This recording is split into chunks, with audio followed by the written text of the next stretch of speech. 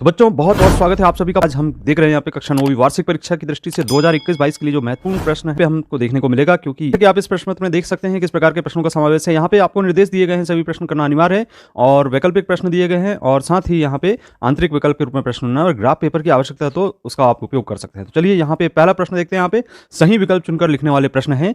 तो पहला प्रश्न जिसमें 12 का 1/6 होता है, इसे हम कुछ इस प्रकार से सरल कर सकते हैं। यहाँ पे आपको 12 का लिखा है तो 12 गुणित 1/6 कर दीजिए और 6 से इसको 2 बार कैंसिल करेंगे तो इसका आंसर आएगा 2। इसका अर्थ है कि इसका दूसरा ऑप्शन बिल्कुल सही होगा। चलिए दूसरा प्रश्न देखते हैं। यहाँ पे शंकु का जो आयतन होता है, शंकु का आयतन हमें याद रखना है 1/3 पाई आर स्क्वायर एच होता है और जो बेलन का आयतन है वह होता है पाई आर स्क्वायर एच। तो इसका ध्यान आप रखेंगे। इसके बाद चलिए तीसरा प्रश्न देख रहे हैं। मूल बिंदु के निर्देशांक होते हैं। तो जैसा कि हमें याद है मूल बिंदु के निर्देशांक आप जब यहाँ पे आप ग्राफ में ये दो अक्ष खींचते हैं, यहाँ पे जो बिंदु दिखाई देते हैं इसके जो निर्देशांक है वह होते हैं 0 0। तो इस प्रकार से इसका जो ऑप्शन है वह होगा डी ऑप्शन।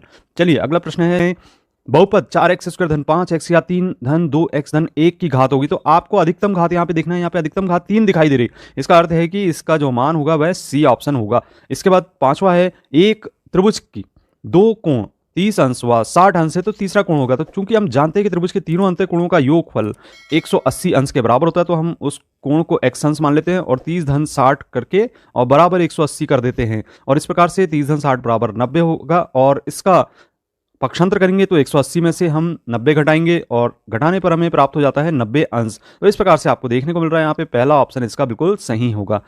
ये इंग्लिश मीडियम का भी देख सकते हैं आप इसमें। अगला है यहाँ पे रिक्त स्थानों की पूर्ति करने वाले प्रश्न। पहला प्रश्न है 1/4 धन 3/4 का योग करना है। तो जैसे कि हम जानते हैं, आपको पूर्व के वीडियो में बताया है कि 1/4 और 3/4 यहाँ पे जब हर समान होते हैं तो इसको ऐसे ही लिख देते हैं और ऊपर वाले अंश को योग कर देते हैं। तो यहाँ पे आएगा 4/4, कैंसिल करेंगे तो आपका आंसर आ जाएगा 1 के बराबर। तो ये आंसर आपका बिल्कुल सही होगा। अगला प्रश्न है दूसरे नंबर का, जिसमें आप देख रहे हैं बिंदु 3 4 में भुज का मान है भुज। तो यहाँ पे इसको हम इंग्लिश में एब्सिसा भी कहते हैं और जो एब्सिसा है इसका होगा 3 के बराबर भुज। तो x और y के रूप में निर्देशांक होते हैं। तो x को हम भुज के नाम से जानते हैं और y को कोटि के नाम से जानते हैं। तो x का मान आपका 3 होगा। तो ये ऑप्शन आपका सही होगा। अगला प्रश्न है यहाँ पे 1/100 का मान है। तो 1/100 को हम इस तरीके से लिख दें 1/100 और एक ऊपर लिखा हुआ नीचे 2 शून्य लगे हैं तो 2 संख्या छोड़ के दशमलव लगाना। तो यहाँ एक संख्या 1 है और दूसरी यहाँ पे हम शून्य लगा सकते हैं और इसके आगे हम दशमलव लगा दें तो ये जो ऑप्शन है आपका ये वाला बिल्कुल सही होगा 0.01 के बराबर। अगला प्रश्न है बेलन के संपूर्ण पृष्ठ का क्षेत्रफल। तो इसमें से बेलन का वक्र पृष्ठ और संपूर्ण पृष्ठ का क्षेत्रफल दिया गया है तो आपको इसमें निशान लगाना है 2 पाई r h धन r और जो ये मान दिया गया है 2 पाई r h ये वक्र पृष्ठ का क्षेत्रफल है।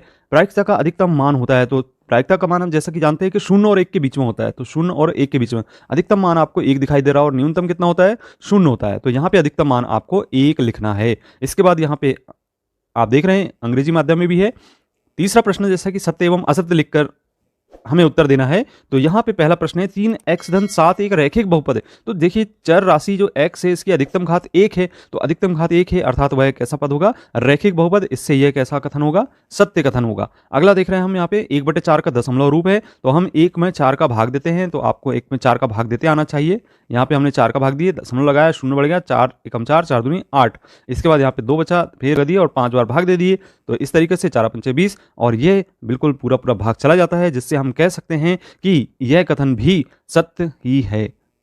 अब अगला प्रश्न है यहाँ पे देख रहे हैं हम तीसरा, एक त्रिभुज का क्षेत्रफल आधार गुणित ऊंचाई होता है। तो यह बिल्कुल कथन असत्य है, क्योंकि 1/2 आधार गुणित ऊंचाई होता है। तो इसे हम लिखेंगे असत्य कथन, फॉल्स। इसके बाद अगला प्रश्न है 2 5 7 6 7 7 2 में बहुलक है 7। तो बिल्कुल सही है, क्योंकि यहाँ पे जो हमारी बार बार किसी संख्या की आवृत्ति हो रही तो वह 7 है, इसलिए इसका जो बहुलक है वह होगा 7। तो इसे हम कहेंगे सत्य कथन। इसके बाद चलिए अगला प्रश्न है किसी घटना की प्रायिकता का मान ऋणात्मक भी हो सकता है। तो प्रायिकता का मान कभी भी ऋणात्मक नहीं होता है, इसे आपको याद रखना है। इसलिए यह कथन कैसा होगा असत्य ही होगा। चौथा प्रश्न जिसमें हमें दिख रहा है प्रत्येक शब्द का एक शब्द अथवा वाक्य में उत्तर देना है। तो यहां हम हीरोन के सूत्र में चूंकि परिमाप बराबर होता है 2s बराबर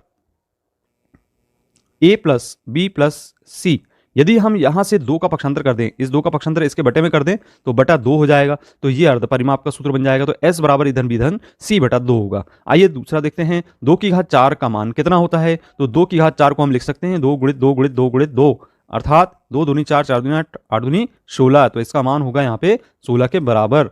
इसके बाद है तीसरा, किसी चतुर्भुज में कितने शीर्ष होते हैं।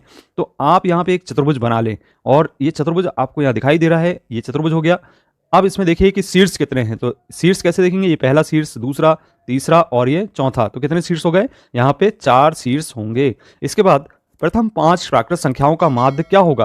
तो प्रथम 5 प्राकृत संख्याओं का माध्य हमें सबको जोड़ना है, क्योंकि समांतर माध्य हम देखते हैं कि सभी का योग बटे कुल संख्या, तो 1 धन 2 धन 3 धन 4 धन 5 बटा कितना करेंगे, 5 करेंगे। 5 संख्याएं तो यहाँ जोड़ देंगे, तो यहाँ पे 15 आएगा जोड़ने पर, और 5 से भाग दे देंगे और बराबर आ जाएगा ये 3 के। तो इस तरीके से इसका जो समांतर माध्य है वह होगा 3। और प्रथम 10 प्राकृत संख्याओं का समांतर माध्य आपको बता दें 5.5 होता है। 55 योग आता है 1 से 10 तक की संख्याओं का, और उसमें आप 10 का भाग देते हैं तो आपका 5.5 आंसर आ जाता है। इसके बाद एक सिक्के को उछालने पर चित्त आने की प्रायिकता क्या है। तो एक सिक्के को जब आप उछालते हैं एक बार, तो चित्त आने की प्रायिकता आपको ज्ञात करना आना चाहिए। तो हम देखते हैं कि सिक्का उछाले तो हेड या टेल आता है, तो अधिकतम मानों की संख्या क्या है, 2 प्राप्त हो रही है। बच्चों यहाँ पे कुल परिणामों की संख्या 2 हो गई, और आपको मालूम होना चाहिए अनुकूल परिणाम कितने हो सकते हैं। तो क्योंकि आप सिक्का उछाल रहे हैं तो चित्त आ रहा है, तो यहाँ पे हेड आ रहा है, तो उसके अनुकूल परिणाम होगा 1। अर्थात यहाँ पे प्रायिकता अनुकूल परिणामों की संख्या बटे कुल परिणामों की संख्या, यानी 1/2 इसकी प्रायिकता होगी। आइए अब अगला प्रश्न देखते हैं। यहाँ पे सही जोड़ी हमें बनाना है, मैच करना है कॉलम को। तो ऋण 7 धन 12, तो ऋण 7 और 12, 12 में से 7